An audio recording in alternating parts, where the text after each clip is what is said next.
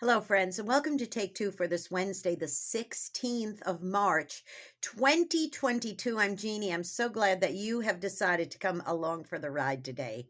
I want to show you something. See this guy right here? See that handsome man right there? That's my dad. No, it was 20 years ago today that he took his last breath on this earth. Excuse me while I try to get myself situated here. Here we go.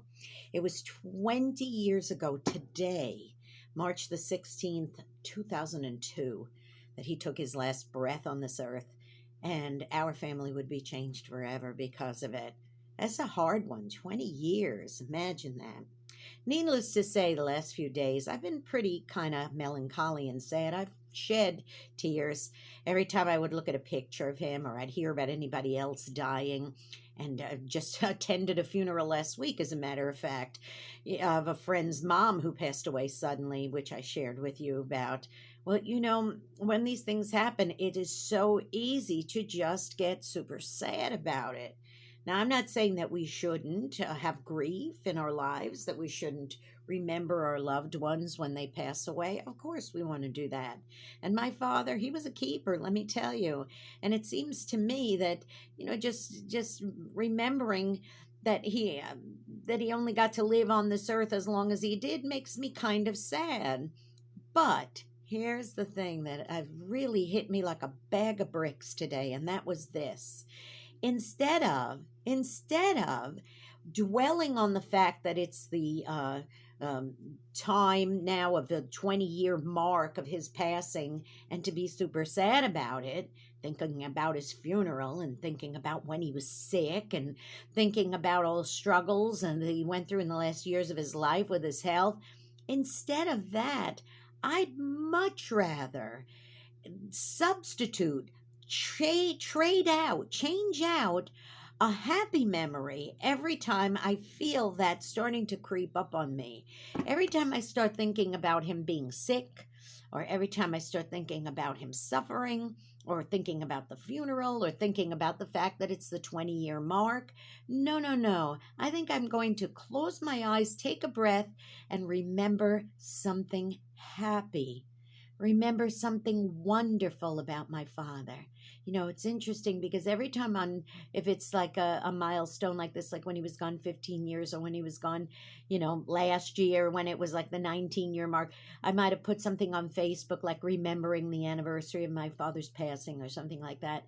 And inevitably, there's dozens upon dozens of posts underneath telling me how great my dad was and how loved he was, and maybe a memory or two from somebody saying, I remember when he did this for me. I remember how kind he was. I remember how good he was, and those kinds of things. And I think I'd rather do that once a week. My sister and I, for some time now, have been doing what we call flashbacks.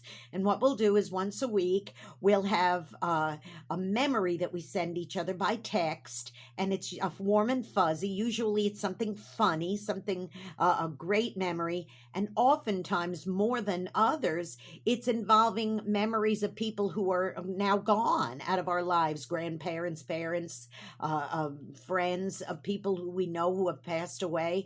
A lot of times now, as my sister's going through mountains of old photographs and she's sorting through them of my parents' photographs, she comes up with some really cool pictures, and she'll include one of those maybe with the text flashback post, and she'll put a little description or a little explanation of what it was, and we have a wonderful warm memory out of that. Sometimes does it make me a little sad when I see somebody, oh, I remember them, oh, they're gone now, I might have a tear in my eye. That's okay. Hear what I'm saying, boys and girls. There's nothing wrong with grief. There's nothing wrong with having a fond memory and then you miss the person, and that's okay. But dwelling, this is what I'm talking about. Rather than dwelling on the fact that it's 20 years today that he's gone, no, I would much rather think about the 40 plus years of good memories that I had with my father. like when he scrimped and saved that Christmas to make sure that I got that bicycle that I said I wanted, that it was really going to be a tough one to afford, but they did it anyway. My parents bought me that bike, and he stayed up on Christmas Eve, and he for hours put that thing together so I could have it on Christmas morning. Those are the kinds of memories that I would like to dwell on.